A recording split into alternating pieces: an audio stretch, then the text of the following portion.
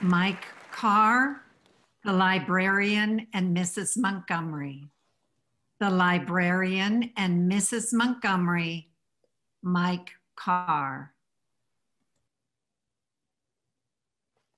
I was spellbound as I watched the sheriff who had just been shot slide back open that heavy metal door, stagger forward a couple of steps, look deep into the camera and say, I before E except after C. Contest chair, fellow Toastmasters, I was in the 6th grade in Mrs. Montgomery's class watching an educational video where a sheriff was teaching us about writing while a bad guy named Bad English was shooting at him. It was on a film projector because we were technology challenged in my school. And as I watched that film, all of a sudden something started looking strange. The film slowed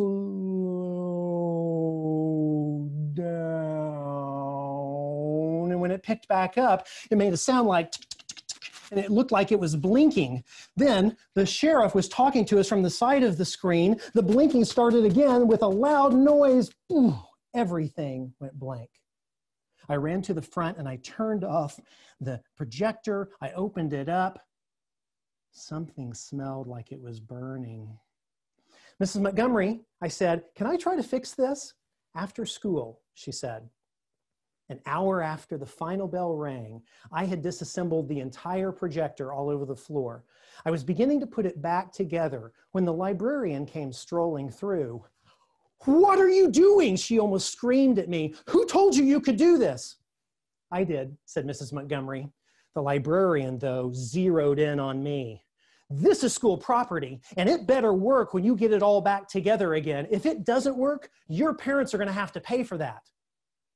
Now, my parents did not have a lot of money.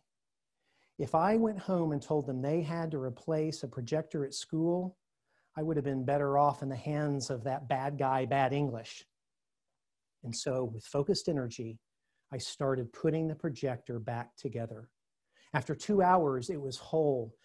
And Mrs. Montgomery said, let's try it. I reached up and I flipped the on switch, and there, out in front of us, projected onto the screen in all of its glory, was nothing. Nothing. The projector was dead. Mrs. Montgomery put her arm around me and she said, it's okay that you took the risk to try to fix it. The victory is not in the result. The victory is in the try. But I still had to tell my parents. When I got home, I snuck in and I thought, if I just hide in my closet, they'll forget I exist. But then I heard from the kitchen, Mike, come in. I walked in and I said, Mom, Dad, there's something I have to tell you. I love you. And I am scared of sheriffs. I don't know. I ran to my room. I choked. I couldn't think of anything to say. I thought I'll tell them tomorrow. I crawled on my bed and I looked up at the ceiling and I thought, how do I get to Norway? Now, I know there are people from Norway in the audience, and can I just tell you, I don't know why Norway was my only safe haven on this planet at that point. Maybe I thought that Norway had made a deal with the UN that they would not let crazy librarians come into their country. But at that night, I drifted off to a very restless sleep, dreaming of swimming to Norway. I was awakened with a jolt when my alarm went off the next morning. As I got ready for the day, I was sick to my stomach.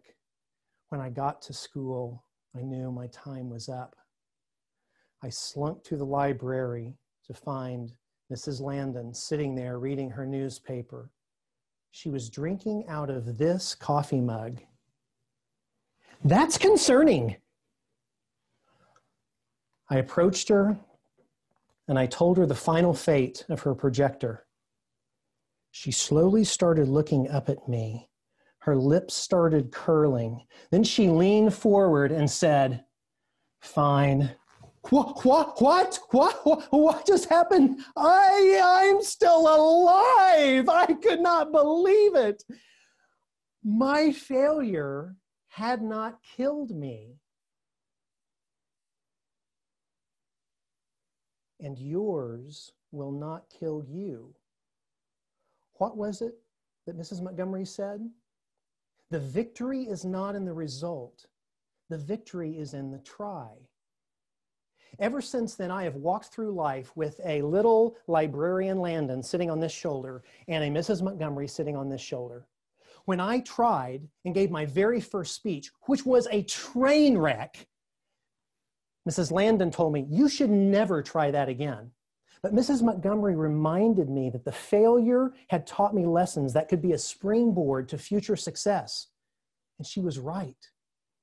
But her words ring even more true for you. And let me tell you why I know this. For years, Toastmasters has been the place where leaders are made. You are here in some way to increase your leadership skill. And this world desperately needs leaders who will create fertile soil for innovation to grow.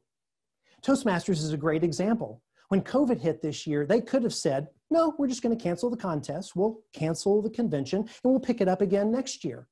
But instead, they decided to try something new, this virtual experience. And yes, there have been glitches, but that's what innovation is like. Glitches happen. And the lessons that they have learned take us miles beyond those organizations that just canceled. If you want to lead people to fix persistent problems, someday, somewhere, somebody is going to have to try something new. And you as the leader have the opportunity to encourage that effort that might fail, for a chance to find the future. The victory is in the try. Be a Montgomery leader. Encourage risk. Try new things. The victory is not in the result, my friends. The victory is in the try. Contest chair.